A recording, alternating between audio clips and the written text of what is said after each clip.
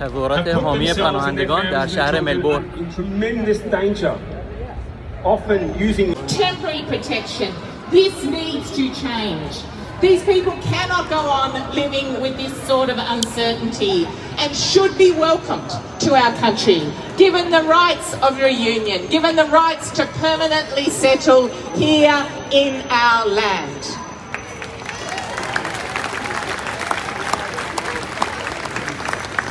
So, sisters and brothers, I want to end by saying to you today that this is why we're here. Because we believe in justice, we believe in rights, we genuinely believe in a fair go. Solidarity to you all.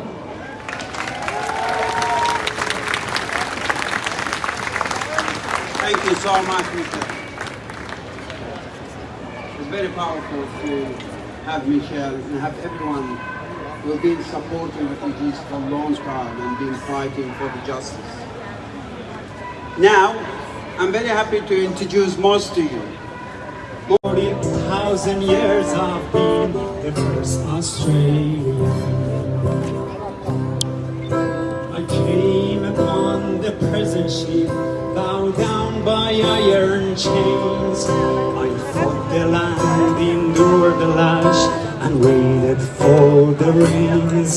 I'm a settler, I'm a farmer's wife, on a dry and barren run.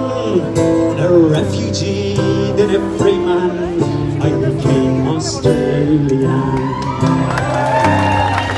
A refugee, then a free man, I became Australian. We are one, but we are many. From all the lands on earth we come, we share a dream. Sing with one voice. I am, you are, we are Australian. Everybody! We are one, but we are many. And from all the hands on earth we come, we share a dream. And sing with one voice. I am, you are, we are Australian. I am, you are, we are Australian.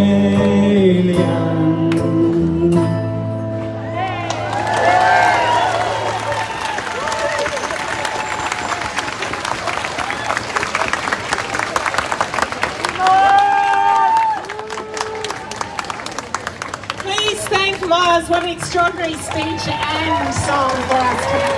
Yay! Thank you so much, Mama, for your courage and your words. So I am very pleased to now introduce, well, firstly to recognise that to build a movement like this, you need the widest, most diverse voices. And I want to recognise and pay tribute to the faith communities that have been so integral for so long in their struggle for justice and rights for refugees and asylum seekers. And I can see many of you in the crowd. So we've today got representatives of the Faith Communities Council here, including leaders from Muslim, Jewish, Sikh, Hindu and Christian communities. And I'm very pleased to now introduce and invite up on the stage with me and Ahmed, Sylvie Labour, who will speak on behalf of Jews for... Why? It's shame, indeed, it's shame. We have hundreds and hundreds and hundreds of people in mental detention here on shore, on our shore, amongst us. This is an open wound. It is an open wound.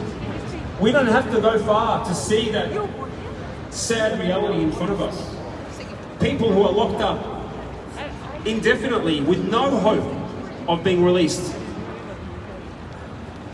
This is indeed shameful for us as Australians. Australia can do so much more. Indeed, we can. We call upon the Australian government to actually act humanely, to live by the highest principles. that Australia should abide by, that we signed up to decades ago. In fact, we were from the first countries that signed up to these treaties on how to treat refugees. But Australia has not been abiding by them. In Islam, care for the vulnerable, care for the weak, care for the visitor, welcoming the visitor, providing shelter and protecting people from harm's way is an obligation for all people, not just for Muslims, for all people. It is sad to say that the majority of refugees are from a Muslim background. But regardless, Muslims in Australia stand with all of you in standing up for the rights of refugees. This must stop. This injustice must stop, and we call upon the Australian government and all those who have a role in changing to do so. Thank you.